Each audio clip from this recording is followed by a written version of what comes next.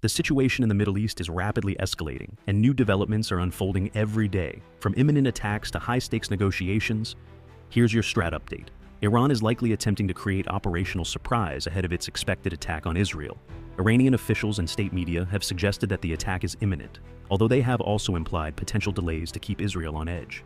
The ambiguity surrounding the timing of this strike is considered a strategic move by Iran to increase fear and uncertainty. United States officials, including White House National Security Advisor John Kirby, have warned that such an attack could occur with little or no warning. Iran has employed similar strategies in previous attacks to maximize the element of surprise.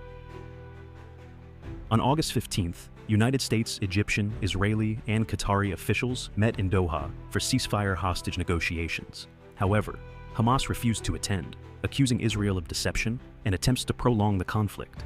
Despite this, Hamas officials were present in Doha to participate in indirect talks. Additionally, Hamas met with 3 other Palestinian militias in the Gaza Strip on August 14th to discuss post-war governance. These groups reaffirmed their support for Hamas's earlier ceasefire proposal, emphasizing that post-war decisions should be made by Palestinians. Notably, prominent militias like Palestinian Islamic Jihad and others were absent from these talks.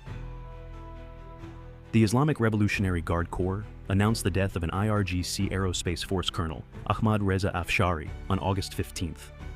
Afshari sustained injuries during an airstrike in Syria and was transferred to Iran for treatment before his death. The IRGC Aerospace Force has increasingly taken on a more prominent role in Iranian extraterritorial operations, especially in cooperation with the IRGC Quds Force. This expanded role includes transferring drones and missiles to various conflict zones.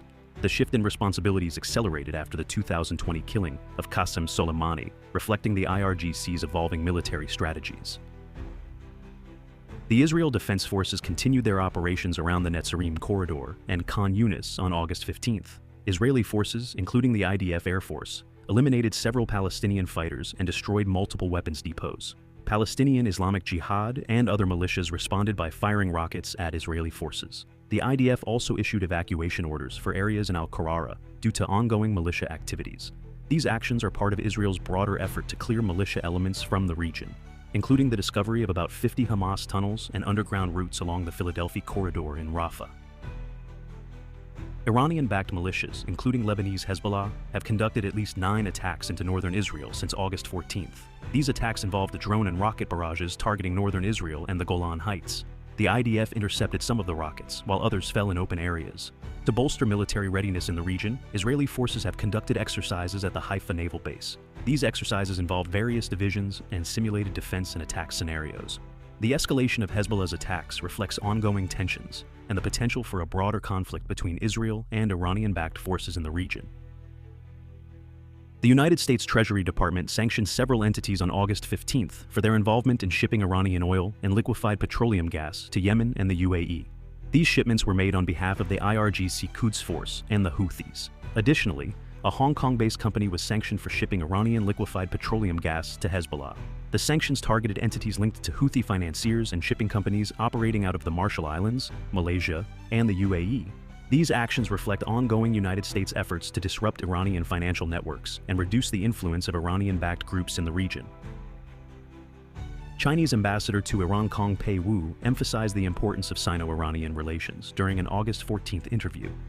China is Iran's largest trading partner, and both countries have sought to expand cooperation through multilateral institutions like the Shanghai Cooperation Organization. The ambassador also called on Israel to avoid escalating tensions in the Middle East, echoing recent statements from Chinese officials. China's support for Iran extends to defending Iran's sovereignty and security, particularly following the killing of Hamas leader Ismail Haniyeh in Tehran, which China claims undermined regional peace.